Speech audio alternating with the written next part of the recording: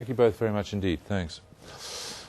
Well, Western countries from the United States and Britain to France and Germany denounced the government in Iran today. Words like childish and ridiculous were being chucked about after the Iranians announced they were going to build 10 more uranium enrichment plants, which are claimed by Western governments to have a purely military purpose. The Israelis, who of course have their own clandestine nuclear bomb program, are especially exercised. In addition, tonight it emerged that 5 British yachtsmen are being held by Iran after apparently straying into Iranian national waters. Well, John Lyne is the BBC's Tehran correspondent, and he has this assessment.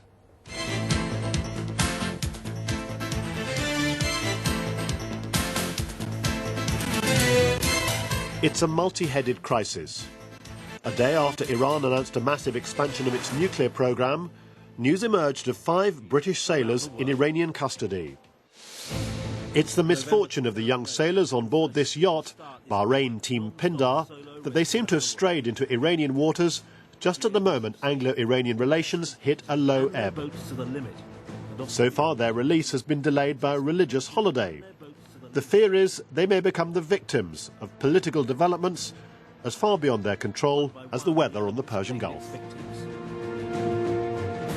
2.5 years ago, 15 British sailors and Marines were captured after allegedly straying too close to Iran. They were held for nearly 2 weeks and their case exploited for Iranian propaganda.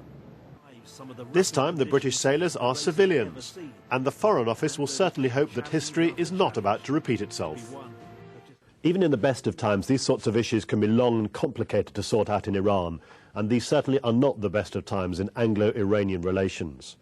The fear, of course, is that the capture of these 5 British sailors could just play into the growing sense of paranoia that seems to be gripping the Iranian government as it takes on the world over its nuclear program. Iran's nuclear development has often seemed almost as much for show as for any practical purpose. This was a promotional video the Iranian government made about it back in 2005, provided to us by the Institute for Science and International Security. A mixture of Iranian pride and defiance. Analysts have been quick to point out that Iran's latest announcement that it's to build 10 new uranium enrichment plants is a spectacular piece of bluster, but no less dangerous for that. It's impossible that Iran could build 10 uranium enrichment facilities. That's a wild exaggeration of their capabilities. But it's possible they could build 1 or 2 more, and that enough is reason for concern. Because what's their real purpose? They can't use the uranium for any reactors today. Maybe they could in 10 years, but why not wait then? I think it's because they want a nuclear weapons capability as much and as big as possible. Iran currently has 8,000 centrifuges, which last year produced just under 1 metric ton of enriched uranium. Under the new plan, it would build 500,000 centrifuges, which could produce 300 tons of enriched uranium a year. Or you can hear the beeping showing that that is radioactive, so we better not get too close. When I was still in Tehran a year ago, I obtained remarkable access to an exhibition about Iran's nuclear technology. This yellow stuff, yellow cake uranium. I must be one of the few Westerners to have examined closely one of the much talked about Iranian centrifuges. This is remarkable because I've never seen centrifuges, even in Britain, and I've asked to. These are exactly the same centrifuges they are using at the plant in the Tans to produce enriched uranium. But the thing that always struck me there was that the nuclear program was deeply wrapped up in politics. And the politics of President Ahmadinejad's disputed re-election seems to be the key behind this latest dramatic decision to expand the program. He is trying to show that he has authority and that he is able to deal with Iran's external and internal problems.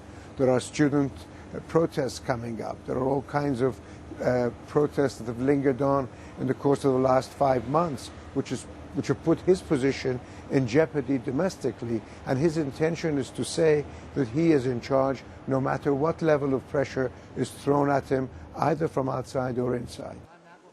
It's not just the opposition reformists.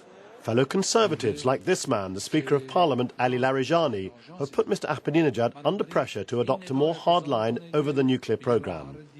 But now it's happened, Mr Larijani seemed to have second thoughts, insisting the door was still open for dialogue. He may have realised what a lot of observers are saying of this confrontational move by Iran.